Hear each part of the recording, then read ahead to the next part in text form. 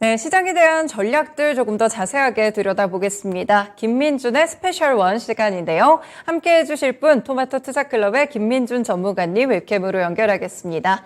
네, 전무관님 안녕하세요. 네, 안녕하십니까. 김민준입니다. 네, 오늘 시장 상황 한번 쭉 둘러봤는데요. 오늘 이슈라든지 테마 종목에 대한 키워드는 어떻게 잡고 계실까요? 네, 우선은 세 가지 정도를 좀 뽑아봤습니다. 주도주 중에서는 역시나 반도체를 좀 뽑았고요. 그리고 이제 테마가 좀 득세하는 장세인 것 같은데 LS 그룹을 좀 뽑았고, 마지막으로는 2차 전지 섹터를 뽑아봤습니다. 네, 반도체와 LS 그룹주들 그리고 2차 전지까지 상당히 좀 많은 종목들이 오늘 함께 움직이고 있는 것 같은데요. 각 키워드별로 좀 설명을 함께 해주시겠어요? 네, 반도체는 이런 주제를 좀 잡아봤고요. 24년은 AI 시대의 확장성이다. 이렇게 한번 적어봤습니다. 역시나 주도주 쪽으로 대표되는 섹터가 두 섹터인 것 같습니다. 반도체와 2차 전지, 역시나 자동차인 것 같은데, 지금 오전에 보시게 되면, 금요일날 미국 장세가 좀 좋았습니다. 특히나 이제 필라델피아 반도체 지수가 상승으로 가면서, IP 관련된 주들이라든지 DSP 관련된 주라든지 온 디바이스 AI 관련된 주들이 역시나 시세를 좀 분출하고 있고 내년까지 이어지질까 하는 생각에 반도체를 좀 뽑아봤고요. 두 번째는 역시나 테마단 종목들이 종목군 장세와 연출되면서 특히 뉴스플로우를 타고 상당히 시세 분출이 도드라진 모습입니다. 그 중에서도 LS 그룹, LS 머트리얼즈 상장 기대감에 따른 LS 전선 아시아 등 종목들이 시세를 좀 분출하고 있는데 지금의 시장을 완벽하게 대변해 주고 있지 않느냐. 지금의 시장 자체가 수급 장세입니다. 순환매가 좀 빠르지 않은 모습인데 이 수급 장세와 쏠림 현상에서 LS 그룹이 좀 도드라지고 있다. 이렇게 말씀드려야 될 것 같고요. 우리 시청자분들이 가장 이제 궁금하게 생각하시는 부분이 2차 전지 파트인 것 같습니다. 역시나 지금 주도력을 상실하지는 않았고 앞으로도 성장성에 대한 의심은 없기 때문에 시세가 좀 지지부진한 모습이 있는데요. 지금부터는 이제 역발상 접근을 해서 매집 관점으로 좀 바라봐야 되지 않느냐는 생각이 들어서 2차 전지까지 한번 세 섹터를 뽑아봤습니다. 네, 세 가지 섹터에 대한 이제 구체적인 전략들이 상당히 궁금해지는데요. 그에 앞서서 일단 오늘의 시장 흐름 분위기 좀 어떻게 보고 계실까요? 네, 아무래도 미국 증시를 좀 봐야 될 것 같은데 차트 모습 우리 시청자분들 같이 좀 보셔야 될 것 같습니다. 지금 주된 요소를 가장 무엇으로 먼저 놓느냐가 관전 포인트인 것 같습니다. 저는 달러 인덱스를 지금 현재 주된 요소로 좀 보고 있는데요. 중추적인 매크로 변수들은 이미 좀 제거된 상태입니다. 늘 이제 전자를 드렸지만 지정학적 리스크라든지 금리 부분에 대한 것은 어느 정도 일단락 되어가는 부분입니다. 물론 시장에서 이제 원하는 바는 금리나 속도에 대한 것을 언제쯤 언급해 줄 것이냐라는 투심인데요. 그 부분은 FOMC가 역시나 열리고 나면 해결될 부분으로 보이고 경기에 관해서만 좀 설왕설래가 있었습니다. 그 중에서도 저는 이제 고용 지표를 좀 언급하고 싶은데요. 금요일날 보시게 되면 완만한 고용 지표가 좀 출회가 됐습니다. 지금 고용 지표가 좀 차갑게 식어버리면 시장에 충격파가 올 수 있습니다.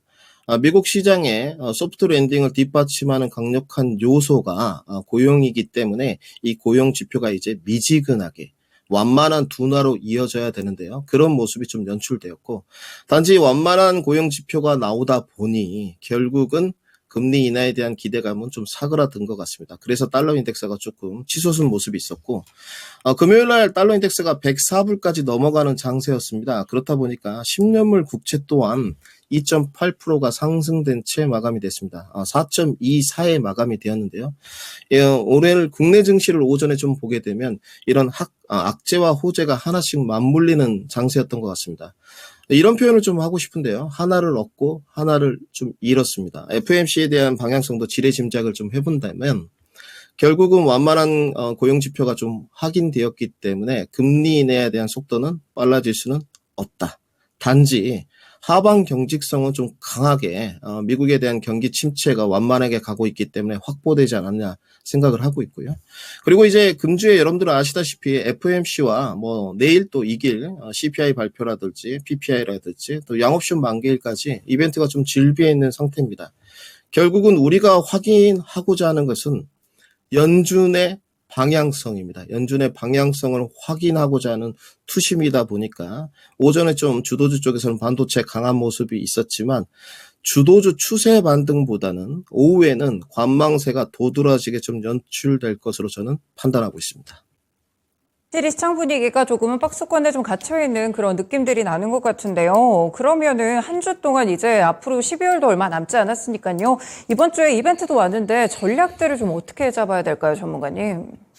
네, 전략이 이제 가장 중요할 것 같은데요. 코스피 차트 모습을 좀 보셔야 될 것 같습니다. 올해 코스피 차트 이제 타겟팅을 하는 것은 뭐 좋진 않지만 레인지 범위를 설정해 드릴 때 하단은 2480선, 레인지 범위는 2500선에서 2550선, 중심축을 2530선에 놨습니다. 그리고 오버슈팅으로 갔을 경우 2600선까지를 바라봤는데 현재는 2550선 돌파는 좀 요원해 보이는 상황입니다. 그렇다면 완만한 고용 지표 둔화가 확인되었기 때문에 기관 행보의 박스권 장세가 좀 연출될 것 같은데요.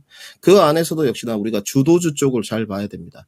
매매의 적합성이 좀 높고 매매 이제 고수분들은 테마단이나 매매 종목들을 공략하시겠지만 역시나 내가 조금 시간 투자해서 우위를 점하시는 분들은 주도주 쪽에서 승부를 봐야 될 것 같습니다. 그 안에서도 저는 반도체를 뽑고 싶습니다. 오늘 우선 하이닉스 모습을 좀 보시면 12만 8천 원대 횡보를 좀 하고 있고 삼성전자도 박스권 상단에서 그렇게 좋은 움직임 모습은 아닙니다. 즉 고점 돌파가 되지 않고 있는데 이 말인즉슨 지수가 2550선을 넘어가기는 힘들다는 것입니다. 물론 양옵션 만기일이 끝나고 롤오버 물량이라든지 연준의 방향성을 확인해야 되겠지만 저는 연준의 방향성 또한 중립적인 스탠스 내지는 조금 약간은 보수적인 스탠스의 언급이 있을 것으로 판단됩니다. 그렇다면 과연 주도주 쪽에서는 어느 섹터가 가장 주도력을 형성할 것인지 질문지를 던져본다면 역시나 반도체인 것 같습니다. 단지 우리 시청자분들이 매매인지 이제 투자인지 접근 방식이 필수 체크 구간입니다. 지금까지 보시게 되면 전반기에는 HBM이었습니다. 한미반도체, 이오테크니스 등등 HBM 관련된 주들, 뭐 PSK 홀딩스까지 좋았지만 하반기에는 반도체 IP, 뭐 오픈 엣지 테크놀로지라든지 칩셋 미디어, 텔레피스 등등, 또 DSP, 가온칩스, 오늘 또 에이징랜드 차트를 좀 보셔야 될 것 같은데 시세 부출이 상당히 좋습니다. 그런데 이런 종목들이 다 신규 상장주고요. 그리고 EUV 관련주까지 뭐 그 무거운 동진 세미캠 또 블랭크 마스크 SNS 때까지 다양한 순환매가 진행이 되었습니다. 이 말인즉슨 모멘텀이 후발 주자에 전이되고 있는 양상입니다. 그렇다면 앞으로의 모멘텀의 연속성, 길이가 길 수 있는 종목을 선택하는 게 가장 관전 포인트고요. 지금 현재 구간에서는 지지난주부터 온 디바이스 AI 관련된 종목들이 매매로 아주 득세하고 있습니다. 상당히 모멘텀 부각이라고 봐야 될 것 같은데 이런 에이징랜드 같은 종목을 지금 따라가는 매매를 했을 때 결과물이 좋아 보이지는 않습니다. 그래서 따라가는 매매를 좀 지양을 하시고 긴 관점으로 보셨으면 좋겠다라는 것을 좀 언급드리고요. 그리고 지금 이제 온 디바이스 AI라는 자체가 클라우드 생성형 AI보다는 보안에 조금 더 취약하지 않기 때문에 온 디바이스 AI가 나오고 있고 휴대성 또 소유성 이런 건데 저는 AI를 접두사로 놓고 본다면 뒤에 산업의 가장 크기가 큰 섹터가 어디일 것인가? 자동차로 보고 있습니다. 결국은 오늘도 자율주행 종목들이 갔는데 AI 플러스 자동차에 대한 접근 포인트를 좀 가져야 될 것 같고요. 내년에는 특히 자율주행은 조금 더 부각될 모멘텀이라고 판단되고 있습니다. 그래서 기존의 뭐 에이징랜드, 가온칩스, DSP까지 그리고 오픈엣지 테크놀로지, 넥스트칩 등등 모멘텀 구간인 만큼 철저하게 손절매 입각이 좀 필요해 보이고요.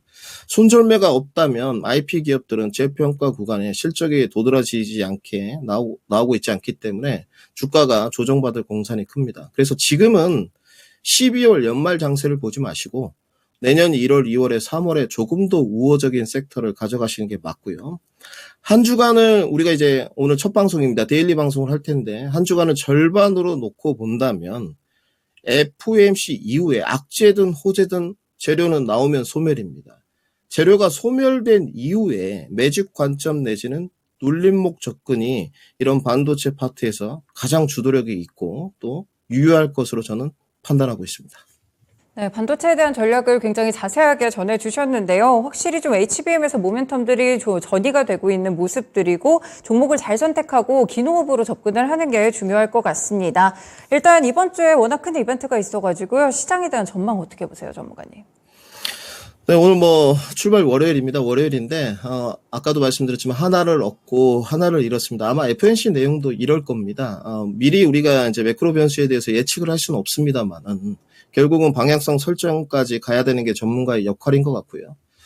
정보의 전달은 우리 김문별 앵커님께서 잘 해주시면 될 것 같고, 저는 정보를 분석하고 방향성을 측정해야 되는데, 금주도 지지부진한 장세가 좀 예상되고 있습니다. 지난 한 주에는 그 소외주와 테마주가 좀 득세했습니다.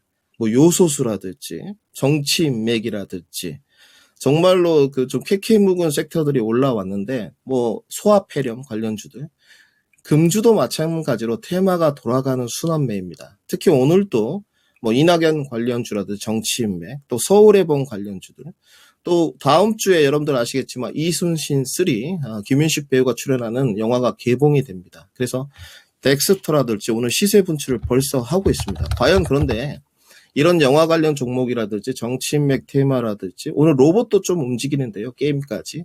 연속성에 대해서는 생각을 좀 해보셔야 될 것 같고요. 이번 주에 그럼 반도체 내지는 주도주는 반등은 힘들다는 뜻입니다. 지수가 코스피 상단까지 도달해 있는 상태고 완만한 고용지표가 확인되었기 때문에 FOMC에서도 비둘기적인 내용을 기대하기는 어렵습니다. 그럼 이것이 기회이냐? 전 기회라고 보여집니다. 그래서 굳이 테마단에 뭐 정치인맥, 영화, 로봇, 게임, AR, 뭐 보안 쪽으로 가시기보다는 주도주의 매집기에 내지는 눌림목 접근을 하시면 좋을 것 같고요. 글로벌 이벤트가 좀 상존하고 있는데 양옵션 만기일 등이 마무리된다면 그래도 배당락 전에 한 주 정도, 다음 주 정도는 조금 더 시세 반등이 있을 수 있지 않을까. 그래서 저는 이번 주에는 지수가 다시 2,500선 하방 지지 테스트를 거치지 않을까. 이렇게 분석을 좀 하고 있습니다. 네, 그러면 이번 주에 아무래도 눌림목을 잘 이용해가지고 말씀 주셨던 반도체 쪽에서 주워가면 좋을 것 같은데 전문가님이 보시는 종목이 따로 있으실까요? 네, 저는 뭐 반도체에 관해서는 AI 반도체에 대해서 좀 적극적으로 설파를 하고 있는데요. 간략하게만 좀 언급을 드리면 밀레니엄 시대 때 저희가 인터넷 시대를 좀 맞이했습니다. 캐캐묵게 뭐 천리안 이런 세대인데요, 저는. 결국은 인터넷 시대가 그 우리 산업에 침투하는데 3년이 채 걸리지 않았습니다. 지금 AI 시대도 저는 마찬가지라고 보고 있고요. 2024년은 AI 시대의 확장 시대다 이렇게 보고 있고 그 안에서도 IP 쪽보다는 IP 쪽은 이제 구조 자체를 보시게 되면 직접 회로 IC를 설계하고 팹리스 어치에 넘긴 다음에 제품 출하까지 돼야지만 로열티를 받는 구조입니다. 우리나라 기업들에게 관해서는 좀 어렵다고 보여지고요. 그래서 저는 DSP에 좀 주목을 하고 있습니다. 국내에 지금 나와 있는 DSP 그룹들이 가온칩스, AD 테크놀로지, 코아시아, 에이징랜드, 뭐 TSMC 향인 이 정도 4개 기업이 조금 순위를 다투고 있는데 저는 앞으로 AI 시대 인터넷 이후에 강력한 산업 침투, AI 플러스 다양한 산업 접목이 이루어진다고 보고 있습니다. 그 중에서도 DSP 그룹들은 기획자, 역할 증대 내지는 이익 증가가 이루어질 것으로 판단을 하고 있고요. 특히나 제가 주목하는 기업은 AD 테크놀로지입니다. 보스 반도체와 비디안티스 등 고객사 매출이 좀 다양화되어 있는 상태고 이 종목을 제가 여러 번 좀 추천을 했었습니다. 이번에도 이제 3150원까지 넘어가는 시세 분출이 좀 있었는데요. 52주 신고가를 갱신했었습니다. 2024년을 내다본다면 주문용 반도체 시장의 개화입니다. 앞으로는 ASIC. 지금까지는 범용성으로 인한 엔비디아의 GPU가 시장의 점유율을 가져가고 있습니다. 이게 왜 IP로 좀 전이가 됐는지 생각해보면 온디바이스 AI 때문인데 결국은 DSP로 돌아갈 수밖에 없습니다. 그러면 다른 어떤 굴지의 팹리스 업체들이 이렇게 서두르고 있냐? 네, 서두르고 있습니다. 테슬라도 마찬가지고요. 아마존, 구글도 다 마찬가지입니다. 각 기업에 맞는 반도체 칩을 만들고 있고 DSP 그룹들이 시세 분출을 했다. 특히나 대만의 GUC나 R칩을 보게 되면 시세 분출이 500%가 넘었었는데 TSMC의 성견 지명이 좀 돋보인다. 국내도 그렇게 될 것이다. 그중에서도 저는 AD 테크놀로지입니다. 접근 방식은 좀 모멘텀 우위에 놓는 투자 관점이시고요. 매매로도 뭐 잘하시는 분들이라면 매매 접근이 가능할 것으로 판단됩니다만은 저는 투자 방식 접근을 택하도록 하겠습니다. 오늘 스페셜원 첫 종목인데 AD 테크놀로지 단기 목표가 3만 원 제시토록 하고요. 손절가는 따로 드리지 않도록 하겠습니다. 네, 알겠습니다. 오늘의 첫 번째 종목입니다. DSP 관련 종목이 AD테크놀로지 반도체 쪽에서 제시를 주셨고요. 목표가는 3만 원, 손절가는 없이 대응을 해보시면 좋을 것 같습니다. 네, 전문가님 오늘 관련주까지 주신 전략들 잘 참고해서 투자해보도록 하겠습니다. 말씀 고맙습니다. 네, 감사합니다. 네, 이렇게 김민준 전문가의 스페셜 원 시간에서 자세한 전략들까지 함께 들어봤습니다.